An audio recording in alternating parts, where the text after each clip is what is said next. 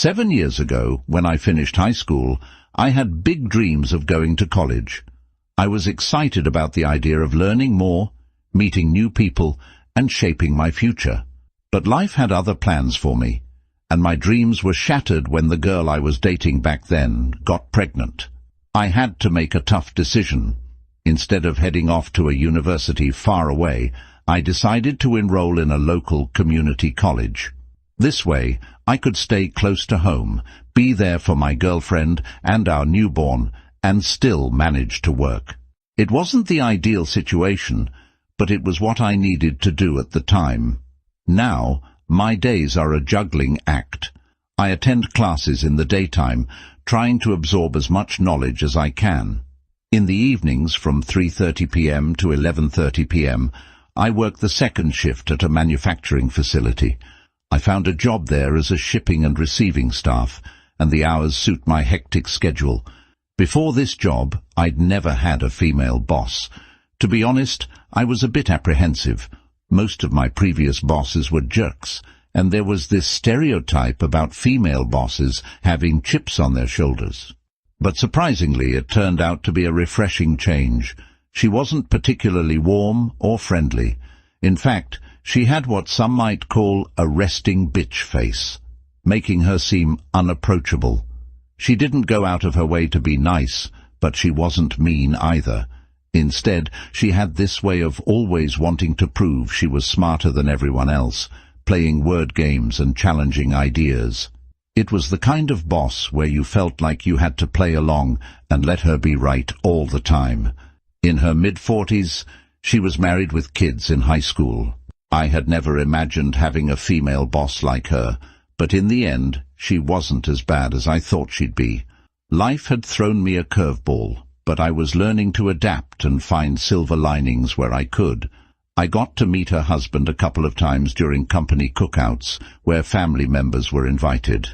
Our office was relatively small, just 3 of us, but there were 6 forklift drivers and 12 miscellaneous workers under her supervision on the second shift.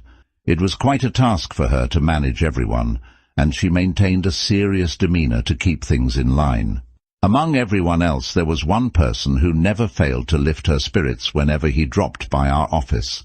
He was the safety coordinator for the entire facility, and he had this habit of cruising around on a golf cart. Everyone, including supervisors, was a bit terrified of him because he made sure everyone followed safety protocols. Every week he would rate each supervisor, and those results were visible to the higher-ups in the plant. It wasn't a good look if your score was low, especially for my boss's boss. I began to notice that she was always particularly nice and friendly with him when he visited our office. They would engage in lengthy conversations, and it was obvious that she flirted with him. He was a tall black guy with a commanding presence, and I later found out he had been a collegiate athlete.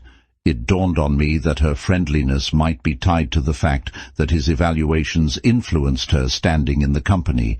Perhaps being on good terms with him was strategic for her, ensuring she got favorable scores.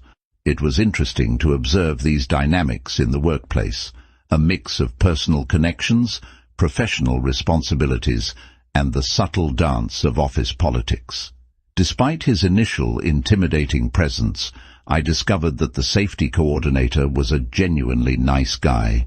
If you took the time to get to know him, he'd go above and beyond to help out the supervisors. A few months into the job, our production increased, and so did the demands on the supply chain. Overtime became a regular occurrence. Balancing work and school became even more challenging. I couldn't commit to overtime from Monday to Thursday due to my classes, but Fridays were fair game.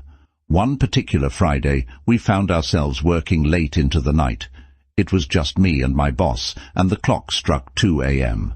Eager to get home and see my family, I bolted out of the office, telling my boss I'd see her on Monday. As I hurriedly made my way home, the realization hit me. I had left my phone at the office. Almost reaching home, I made a U-turn and headed back to work.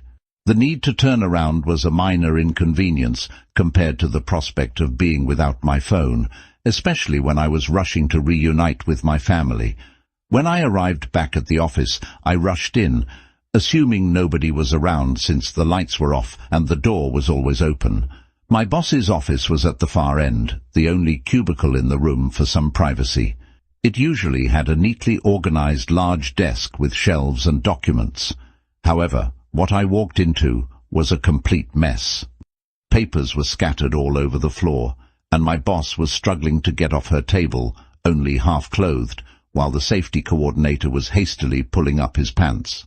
In an attempt to diffuse the awkwardness, he cracked a joke, showing he had no idea how to verbally de-escalate the situation. I stood there, shocked and surprised by the unexpected scene. My boss, clearly embarrassed, hurriedly retreated into her cubicle, and I fled the scene as quickly as I had entered. On my way home, I couldn't believe what I had just witnessed. Before I could fully process it, my boss called me. Strangely casual, unlike her usual calls, she asked me to keep what I saw a secret and not tell anyone.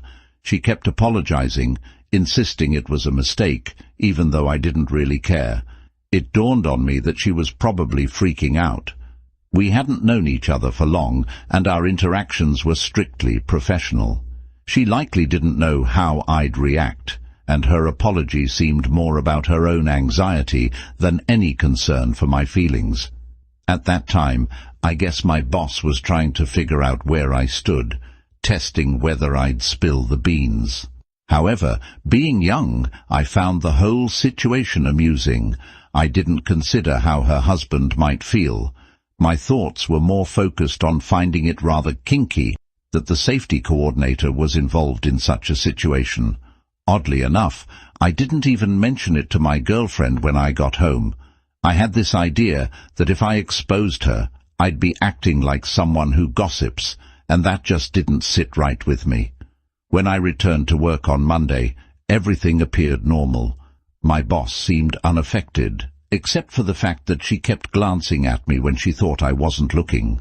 In the following week, I noticed her warming up to me, becoming more casual in our interactions. I wasn't under any illusion. I knew she was trying to cover her tracks. What she didn't know was that I didn't really care about her personal life. My focus was on going to school and earning enough to take care of my young family. In my position at the time, there were 3 levels of pay increase, typically achieved in 3 years by high-quality employees. Surprisingly, within just 4 months, I had reached that milestone. I understood what was happening. She was using company funds to buy my silence, essentially bribing me with someone else's money. Yet I was content. I was making enough to support my family and enjoying privileges I otherwise wouldn't have had. My priorities were clear, and I was determined to make the most of the opportunities that came my way. Sometimes when I showed up late for work and should have gotten points, my boss would magically remove them. She always let me know when she did this, and even though we never explicitly discussed it, I could sense that she really didn't want anyone to find out. She was making good money at the job, and who knows what consequences could unfold in her marriage if things went south. The safety coordinator, too, kept his distance, understanding the risk of someone else catching wind of their situation and jeopardizing their jobs. The rest of the year unfolded with this unspoken agreement. Around a year later, my boss approached me and mentioned that a position had opened up in another department. It fit my schedule better and came with a higher paycheck. I got the feeling she was subtly trying to push me out, but how could I refuse when I was reaping the benefits? During the time when I submitted my application for the new position, I was immersed in work and school, and I didn't notice that my relationship with my girlfriend was slowly deteriorating. We started becoming like roommates, only crossing paths at night. She didn't voice any complaints, and I didn't suspect anything until an anonymous tip reached me, revealing that my girlfriend was cheating on me with a male co-worker from her job. It turned out there was a love triangle, and the other guy chose my girlfriend, which angered the other woman involved. I assumed it was her who anonymously tipped me off about the affair. When I found out, I was heartbroken and needed some time away from work and school. The sacrifices I was making, I believed, were for the sake of my family. To make matters worse, when I confronted my girlfriend, she seemed lost in the fog of her affair, uncertain about whom she wanted to be with. Realizing she wasn't remorseful and was contemplating staying with the other guy, I reached a breaking point and decided to kick her out of the house. The next day, she came to pick up her things and our son. She told me she was moving in with the other guy. I didn't try to stop her, knowing that our 2-year-old son needed her more than me. We were young, and decisions were made abruptly. One moment I was working hard, going to school, and caring for my family. The next, my girlfriend was gone with our son, living with another man. I was left in an empty apartment with no motivation to continue my education. During that tumultuous period, I kept pondering the reasons for this sudden upheaval. Back then, in my youth, I strongly believed in karma. Instead of considering the possibility that my long hours at work and school had created a physical and emotional distance between me and her, I concluded that it was because I was keeping secrets for my boss. After the dust settled, one thing gnawed at me, making me feel like if I didn't expose my boss, it would haunt me for life. I didn't know if the safety coordinator had a wife or a family, and I didn't bother to find out. However, I was aware that my boss was married since I had met her husband at a cookout. Perhaps out of spite or a sense of self-destruction, I decided to meet up with my boss's husband and tell him about what I had witnessed. The next day, I stupidly showed up to work with an enraged boss.